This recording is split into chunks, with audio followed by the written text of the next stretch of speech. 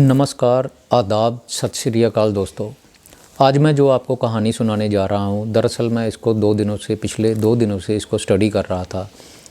एक बार तो मैंने इसको बना भी लिया था, कर भी लिया था, आपको मैं पोस्ट करने ही जा रहा था, लेकिन फिर भी मैंने इसको डिलीट कर दिया, फिर इसको दोबारा से बनाया।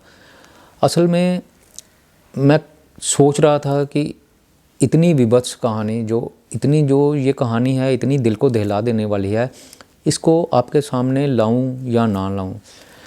फिर अंत में मैंने सोचा कि इसको बना के जो मैं आपको बता ही दूंगा, ताकि इसमें एक शिक्षा भी मिलती है हमें। इसके अंत में जो एक अपराधी होता है, जो ये सारी घटना को अंजाम देता है, उसको उसकी करनी का ऐसा फल मिलता है, ऐसी हमें शिक्षा मिलती है कि बुरे काम का जो है वो नतीजा हमेशा बुरा ही होगा। उसके साथ ऐसा होता है, ऐसा जैसा कि हमने कभी सुना भी नहीं होगा और ना ही हमने कभी अपनी लाइफ में देखा होगा। उसको भगवान के द्वारा, परमात्मा के द्वारा उसको उसकी करने का फल मिलता है। दरअसल एक लड़का पहले तो एक लड़की से दुष्कर्म करता है, उसके साथ रेप करता है, और जब वो लड़की इंसाफ मांगने के लिए कोर्ट में जाती है, उसके ऊपर केस करती है, पुलिस स्टेशन में जाती है, तो वो लड़का उसको जान से मारने की धमकियां देता है और उसको जान से मारने की कोशिश करता है। और इसी कोशिश में वो लड़की और उसके भाई के ऊपर गंडासी से वार करता है।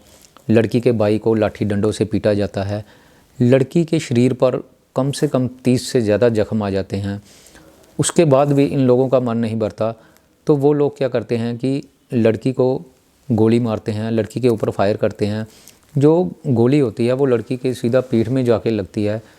लड़की की कंडीशन जो है वो बहुत ही क्रिटिकल बन जाती है। लड़की सीरियस कंडीशन में हॉस्पिटल में दाखिल करवाई जाती है। उसके अनगिनत ऑपरेशन हो जाते हैं, अभी भी उसकी कंडीशन जो है वो क्रिटिकल ही बनी हुई है। राजस्थान के कोटपुतली के प्रागपुरा में आरोपी दुष्कर्म पीड़ित लड़की के ऊपर अपने दोनों दोस्तों के साथ हमला कर देता है। लड़की को जान से मारने की कोशिश की जाती है और उसको मरा हुआ समझकर वो लोग वहाँ से चले जाते हैं। लड़की का जो भाई है उसके ऊपर लाठी, सरिया और डंडों से वार किया जाता है। दरअसल दोस्तों, ये सारी घटना जो है वो प्रागपुरा थाना है, उसके महज कुछ ही दूरी पर ये घटित होती है। जो पुलिस वाले हैं वो भी इस घटना को रोक नहीं पाते।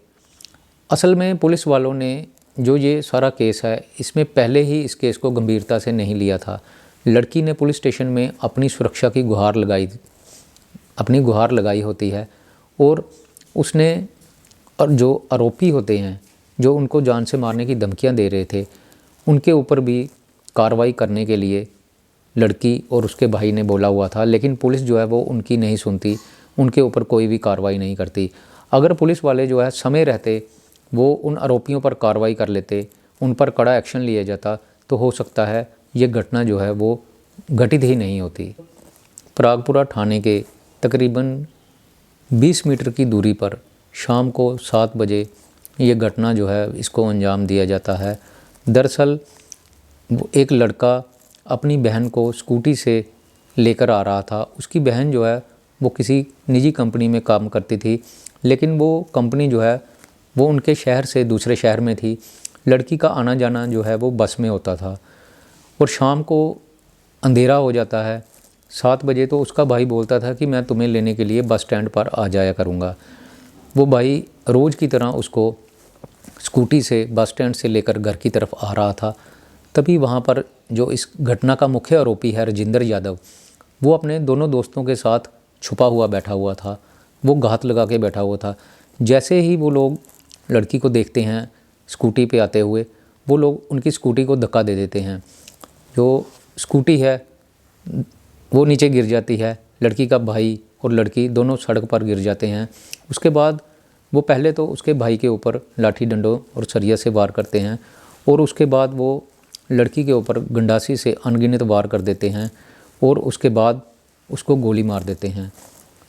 फिर वो लोग लड़की को मरा हुआ समझकर वहाँ से चले जाते हैं। लेकिन लड़की की सांसें जो है वो अभी चल रही थी। जो उसका भाई है वो अपनी बहन को लहूलुहान हालत में देखता है। लोगों से मदद की गुहार लगाता है, चिल्लाता है, लेकिन कोई भी वहाँ पर जो आने जाने वाले लोग थे उनकी मदद नहीं करते और वो लोग वहीं पर पड़े रहते हैं। लड़का बड़ी मुश्किल से एक एम्बुलेंस का इंतज़ाम करता है और उसमें अपनी बहन को डालकर एसएमएस हॉस्पिटल में दाखिल करवा देता है। दरअसल दोस्तों, जो इस घटना का मुख्य आरोपी है राजेंद्र यादव, उसने लड़की के साथ कुछ देर पहले बलात्कार किया था, रेप किया होता है।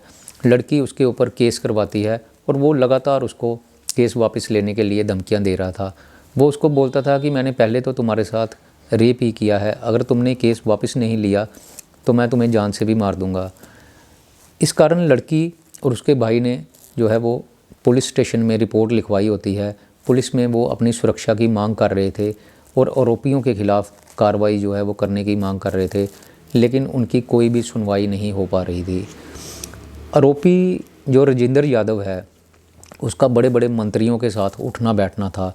पुलिस स्टेशन में उसकी जो जान पहचान थी, वो अक्सर पुलिस स्टेशन में बैठा रहता था और लड़की को यही बोलता था कि तुम मेरा कुछ नहीं बिगाड़ सकती, यहाँ का जो पुलिस स्टेशन है, जो थाना है, वो मेरा अपना ही है, इसलिए तुम मेरा कुछ भी नहीं बिगाड़ सकती। दोनों भाई बहन जो हैं, इनके घर की हालत जो है वो बहुत बुरी होती है, गरीब होते हैं। किसी निजी कंपनी में दोनों काम करते थे और जो राजेंद्र यादव है वो इन दोनों को वहाँ कंपनी से अपनी पहुँच के बल पर निकलवा देता है। उसके बाद जो उसका भाई है वो तो बेचारा अभी बेरोज़गार ही घूम रहा था, तो लड़की को जैसे तैसे करके किसी और कंपनी में जॉब मिल जाती है। वो लड़की जॉब करती है जिस कंपनी में, वो कंपनी जो है उनके अपने शहर में नहीं होती, इसलिए लड़की को रोज़ ही बस से आना जाना पड़ता था। वारदात वाले दिन भी वो लड़की कंपनी से जॉब करके अपनी ड्यूटी पूरी करके वापस आ रही थी अपने भाई के साथ। तो रास्ते में ये दोनों जो आरोपी हैं, जो राजेंद्र यादव और इसके जो दो दोस्त होते हैं, वो सारी घटना को अंजाम देते हैं। इन लोगों ने लड़के और उसकी बहन के ऊपर इतनी बुरी तरह से हमला किया होता है कि लड़की के सारे शरीर के ऊपर कम से कम 30 से ज़्यादा जख्म आए हुए थे। लड़की का जो एक कान है वो बीच में से आधा कट के नीचे गिर जाता है और जो लड़की का सिर है, सिर के ऊपर छोटे बड़े मिलाकर टोटल 5 से ज़्यादा कट लगे हुए थे। उसके यहाँ पे कंधे पे एक इतनी ज़ोर से गंडासी मारते हैं कि उसके कंधे का जो एक बहुत बड़ा मांस का पीस होता है वो उसी टाइम गिर के नीचे ज़मीन पे गिर जाता है। उस लड़की की जो हालत है वो देख नहीं सकते थे हम लोग, लेकिन इन लोगों का वहाँ पर भी दिल नहीं भरता। उनको लगता कि लड़की अभी मरी नहीं है। वो लड़की के ऊपर पिस्तौल से फायर करते हैं, उसको गोली मार देते हैं। उसके बाद वो लोग वहाँ से जाते हैं। घटना के कुछ ही दिनों के बाद जो मुख्य आरोपी राजेंद्र यादव है वो फरार चल रहा था। उसके दोनों दोस्त महिपाल गुर्जर और राहुल गुर्जर को गिरफ्तार कर लिया जाता है। पुलिस वाले जो हैं वो इनका जो एक डर लोगों के अंदर बैठ गया था, वो डर निकालने के लिए इन लोगों को फटे हुए कपड़े पहनाते हैं, इनके सिर को गंजा करते हैं और 1 किलोमीटर तक इनकी परेड करवाई जाती है। और पुलिस वाले बताते हैं कि ऐसा जो है वो इसलिए कर रहे हैं, जो थाना प्रभारी मीना हैं वो बताते हैं कि वो ऐसा इसलिए कर रहे हैं ताकि लोगों के मन में अपराधियों का किसी तरह से खौफ ना रहे और अपराधी जो हैं उनके मन में एक डर पैदा हो जाए कि हम अगर ऐसा काम करेंगे तो हमारे साथ ऐसा हो सकता है, इसलिए कोई भी जो है वो गलत काम करने की सोचे भी नहीं। दोस्तों, उसके बाद बारी आती है जो इसका मुख्य आरोपी है राजेंद्र यादव। उसको जो उसकी करनी का फल है वो परमात्मा के द्वारा दिया जाता है। वो पुलिस को अपने मुखबिर से पता चलता है कि उसकी लोकेशन का पता चलता है राजेंद्र यादव की, वो वहाँ पर भाग रहा था। पुलिस वाले जो हैं वो उसके पीछे भागने लगते हैं। भागते भागते वो रेलवे के ट्रैक पर आ जाता है और अचानक से सामने से आने वाली ट्रेन जो है वो उसको टक्कर मार देती है। जो आरोपी है उसका एक पाँव जो है वो उसी समय कट के उसके शरीर से अलग हो जाता है और दूसरे पाँव पर गहरा जख्म पड़ जाता है। पुलिस वाले जो हैं वो उसको उठाते हैं और उसको हॉस्पिटल में दाखिल करवाते हैं। उसके दूसरी टांग पर जो जख्म है वो इतना बढ़ गया था कि डॉक्टर जो है वो उसकी दूसरा पैर भी काट देते हैं। अब आरोपी की जान तो बच जाती है, लेकिन वो अपने दोनों पैर गंवा बैठता है। अब वो सारी उम्र के लिए अपाहिज हो जाता है। दोस्तों, उधर जो लड़की है उसकी एसएमएस हॉस्पिटल में जो दाखिल है उसकी कंडीशन जो है वो गंभीर बनी हुई है। वहाँ के जो डॉक्टर हैं वो बताते हैं कि हमला इतना ज़्यादा भयानक तरीके से, इतना ज़्यादा विभत्स तरीके से किया गया था कि लड़की की रीढ़ की हड्डी को चीरते हुए जो उसको गोली मारी जाती है, वो गोली उसके अंदर पैनक्रियाज जो होते हैं उसको डैमेज कर देती है। पैनक्रियाज के साथ उसका जो अंदर अमाशय होता है, जिसको हम पेट बोलते हैं, उसका इंटरनल जो स्टमक होता है उसको डैमेज कर देते हैं। डॉक्टर बताते हैं कि उन्होंने इन दोनों को ऑपरेशन से फ़िलहाल तो जो है वो रिपेयर कर दिया है, और इसके बाद भी जो उसके पेट के अंदर और लड़की के जो बाकी अंदर ऑर्गन्स होते हैं उसमें ब्लीडिंग हो चुकी थी। इंटरनल ब्लीडिंग होने की वजह से जो उसके अंदर पेट के अंदर जो है वो ब्लड जमा हो चुका था। डॉक्टर जो हैं वो उस ब्लड को निकालते हैं और लड़की को लगातार जो है वो 3 यूनिट पहले ब्लड चढ़ाया जाता है, उसके बाद में 2 यूनिट और ब्लड चढ़ाया जाता है। और डॉक्टर बोलते हैं कि हम लगातार कोशिश कर रहे हैं कि लड़की की जो कंडीशन है वो स्टेबल हो जाए।